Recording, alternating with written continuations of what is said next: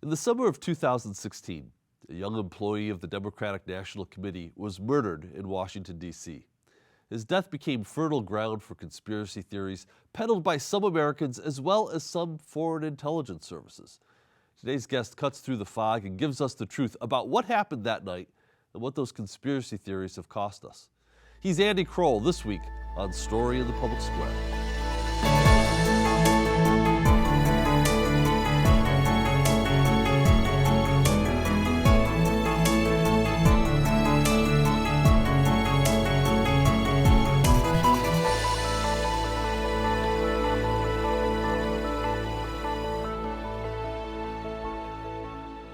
Hello and welcome to Story in the Public Square, where storytelling meets public affairs. I'm Jim Ludis from the Pell Center at Salve Regina University.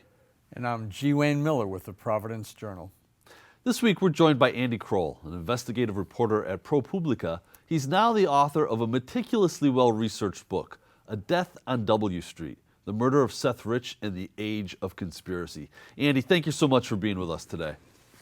Thanks for having me. It's a real pleasure to be here. Well, and it's our privilege to have you on and to talk a little bit about this story. I think it's important for all of us to remember that it begins with the murder of a young man, Seth Rich. So can you, for folks who maybe have not paid as close attention as you have or haven't yet read the book, who was Seth Rich and what happened to him?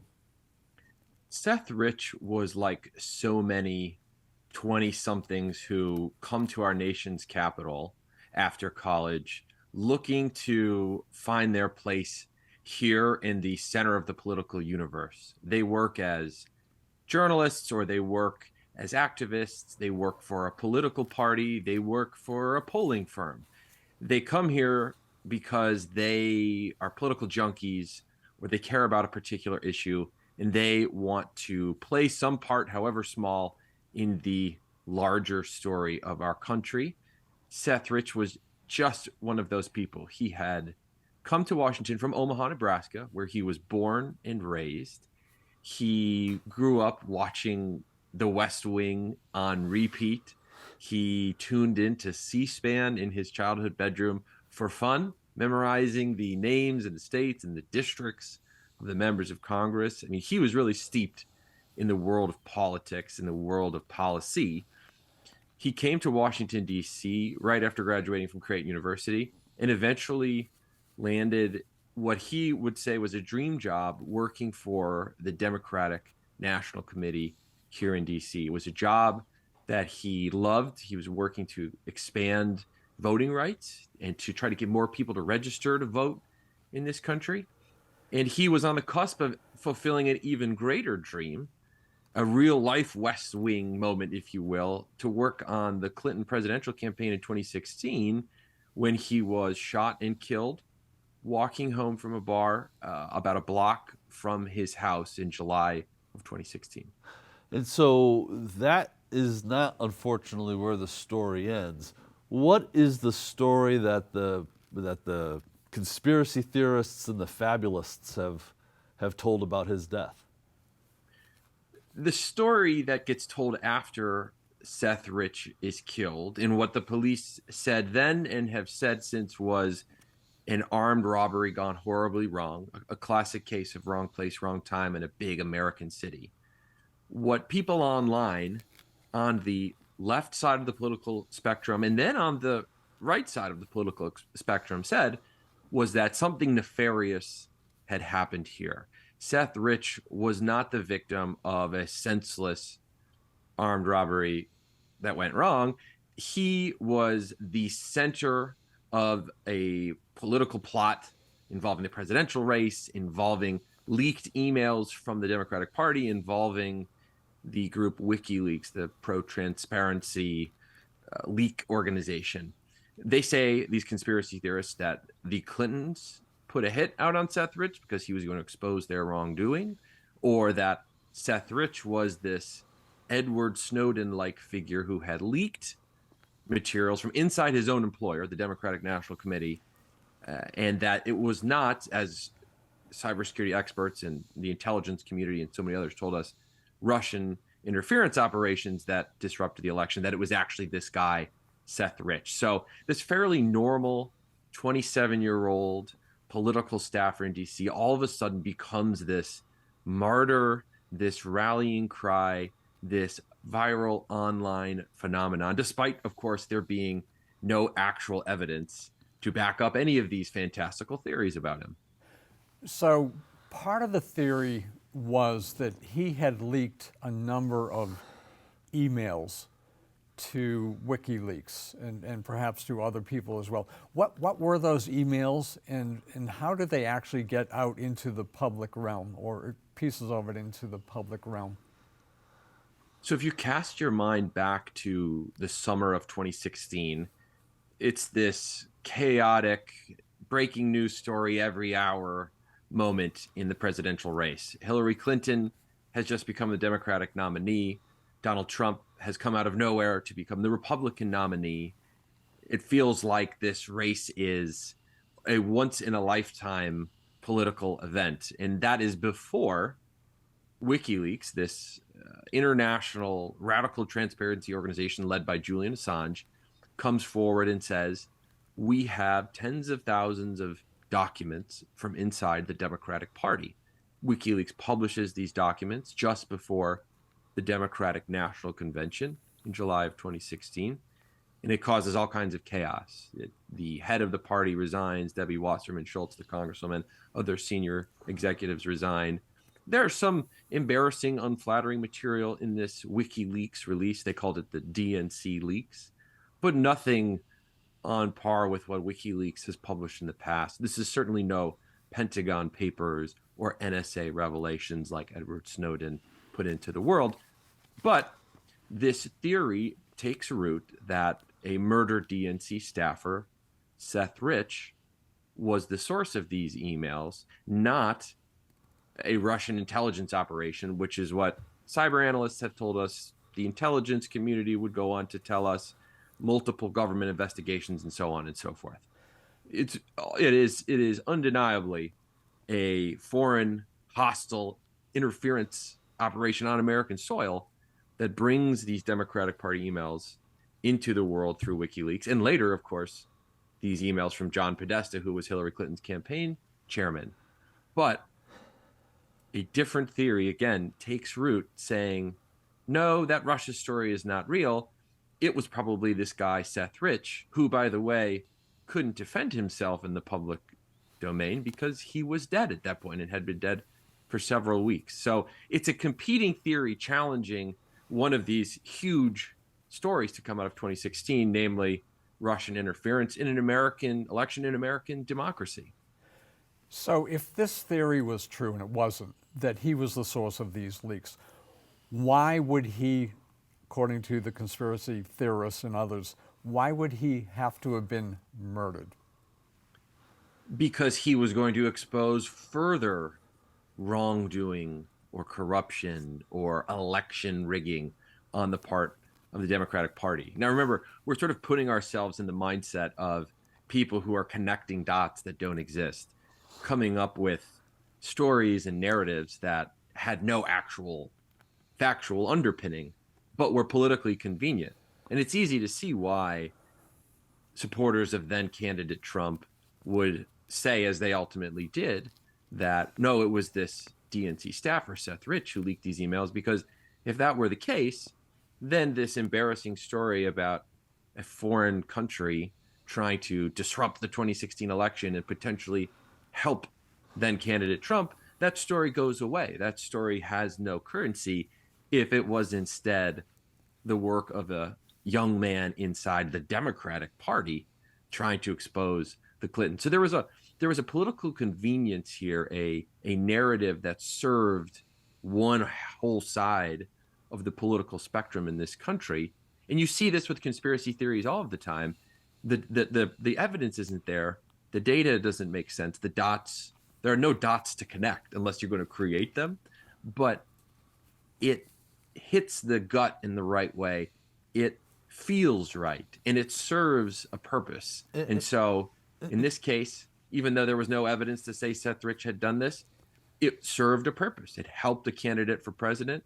and it hurt the other candidate trying to challenge Donald Trump at the time. Yeah, and it fits almost to the letter T, the intent of this show. In essence, the Seth Rich conspiracy theory fit into existing narratives about the evilness and wickedness of the Clinton family, right? That there were Clinton death lists, right, of people who had been murdered allegedly by the Clintons because of the threat that they posed to their quest for political power. In 2016, I don't think we can dismiss just the potency and the ubiquitousness of those kinds of stories about the Clintons, and then along comes this story that fits neatly into those existing narratives. That's exactly right. There's a moment in the book where Seth's former colleagues at the DNC ask the Clinton campaign if Secretary Clinton, Democratic nominee Clinton, would mention Seth in an upcoming major speech. Her first speech, more or less, since she had clinched the nomination against Senator Bernie Sanders. The Clinton campaign says, of course, this is so tragic what happened to this young DNC employee. And Clinton goes on to mention Seth in Portsmouth, New Hampshire, in this huge rally. This, international media have convened in descended on New Hampshire to cover this speech, and Clinton mentions Seth by name. I capture this moment through the eyes of one of these former colleagues of Seth's back at the DNC. This colleague was watching Clinton's speech, hears Clinton say Seth's name. There's a very brief moment of gratitude for the Democratic frontrunner, remembering, paying homage to Seth, but almost immediately that feeling of gratitude curdles into a feeling of fear. This employee thinks to herself, oh my God, what have we done? Because in that moment, she realized what you just said. There was this whole history leading up to 2016 of people thinking the Clintons were these serial murderers, and that there was this Clinton body count, and that all of these deaths of people who had some cases were friends, confidants, employees of the Clintons, and in some cases had interned in the Clinton White House giving tour guides for like 2 months, that they were all part of this long murderous spree. And that employee realized that exactly in the moment when Hillary Clinton said the name Seth Rich.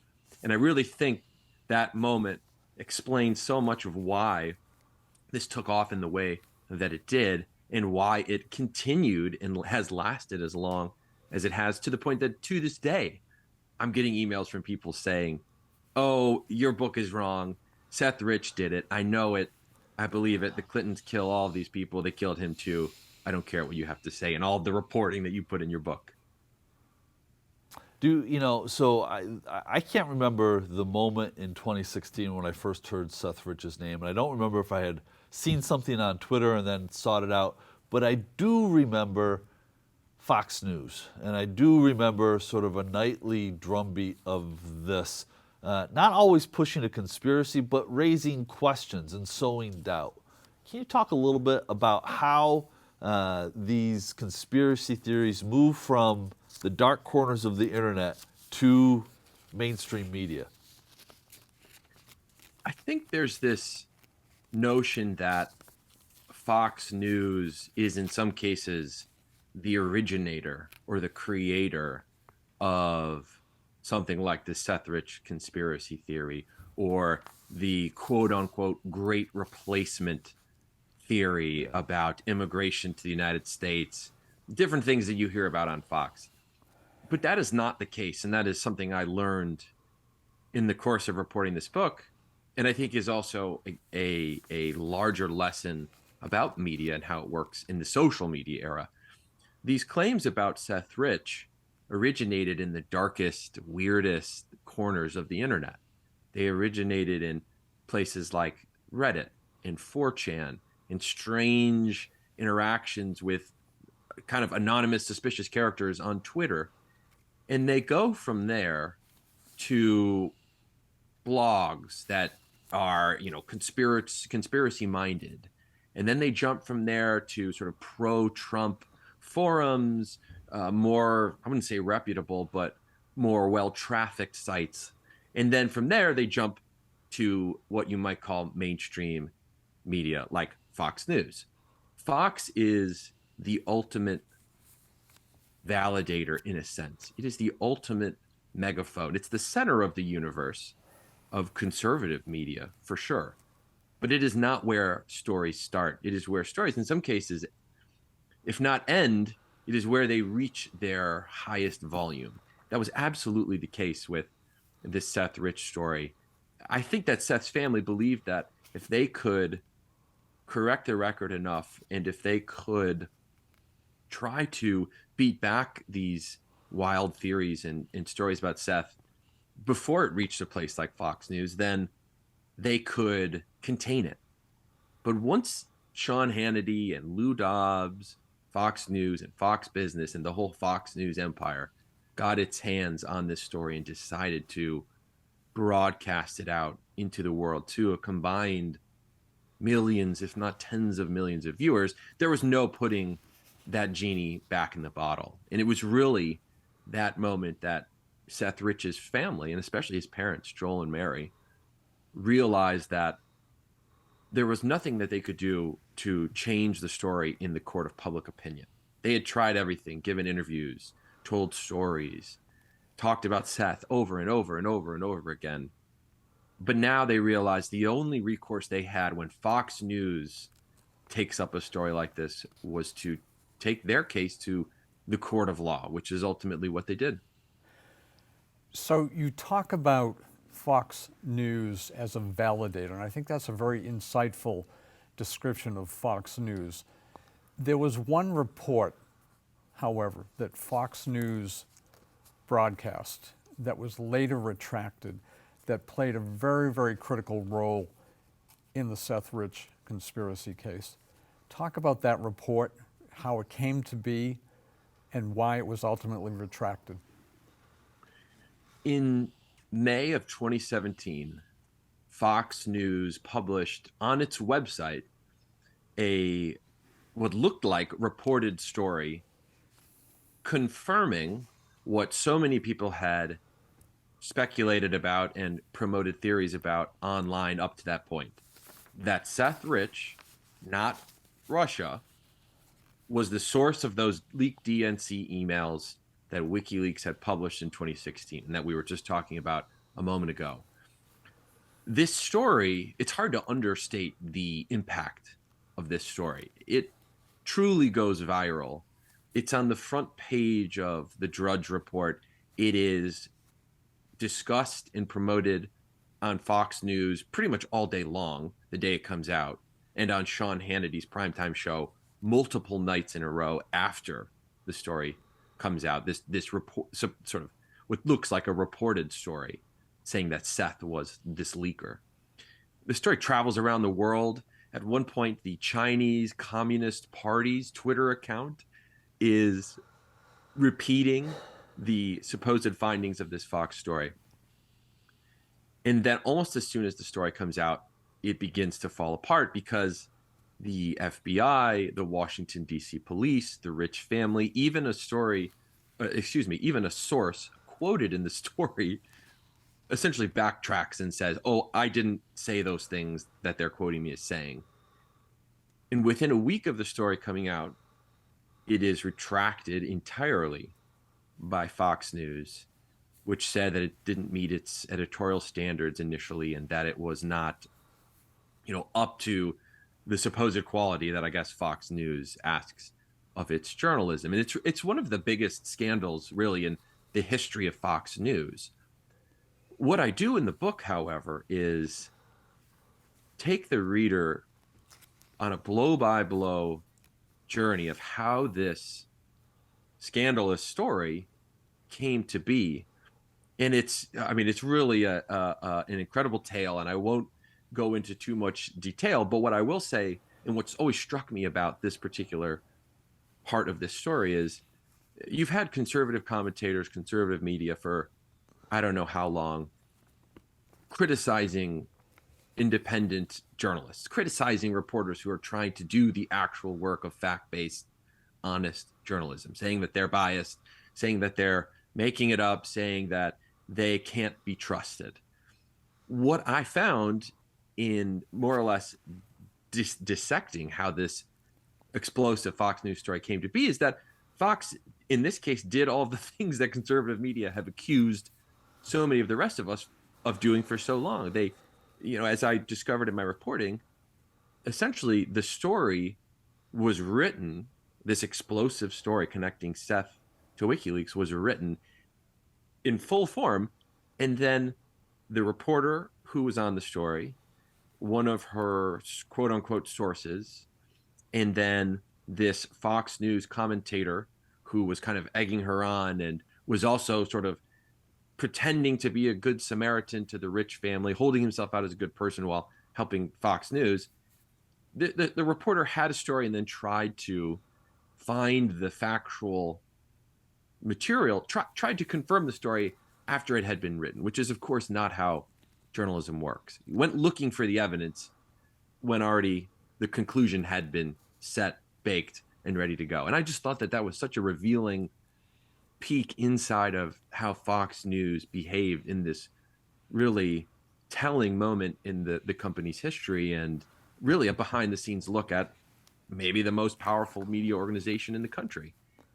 Andy, do you have a sense of what motivates big media companies to do this? Is it simply, are they taking a partisan hand? Is it about viewership and entertainment because it's not news? What is it that motivates a company like Fox News to go down this path? I think the most revealing character in this particular part of the story, the person that I was most fascinated by on this path, was Sean Hannity. Longtime talk radio host, longtime Fox News primetime host, obviously one of the loudest voices in all of conservative media, if not all television media in general.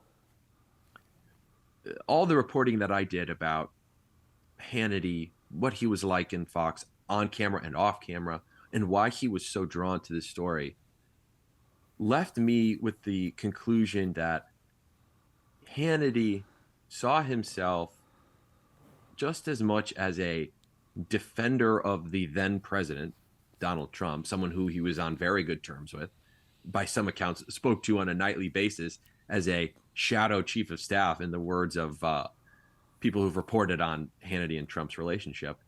He saw himself as someone who went on television each night and went to bat for the president, fought for the president. Now, that, of course, is not what a journalist does. That's not even what a opinionated commentator does. You're not there to simply defend or explain away the actions and the words of a sitting president. That's why the president has a press secretary, communications director, an entire press office right there in the White House.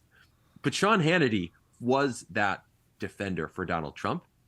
And so, getting back to what we said earlier about a story that feels so good, you want it to be true, you want to will it into being. Sean Hannity saw the Seth Rich story.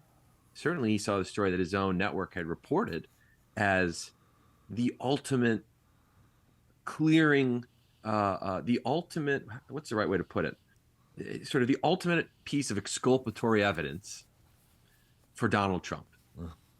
And Sean Hannity wouldn't let that story go, even as his own employer, Fox News, was internally scrambling to figure out, why was this reported story falling apart? Why were these sources challenging, debunking, or backing away from the story? At the same time that that's happening, Sean Hannity is out there night after night talking about how this story, if true, and he's always very careful to say, if true, or I'm just asking questions, but you know what he's coming from. Right. This story could get Donald Trump off the hook, remove the cloud from over his presidency, and he was free and clear. So, Andy, we have about 2 minutes left, and this question could be a whole separate show, but what does the Seth Rich case tell us about the state of American democracy today? It tells us that we live in a time when it can feel like the loudest voices, the fastest opinions, the most extreme point of view can win out over the facts, the science, the data, just because it's loud, it's extreme, it's over the top.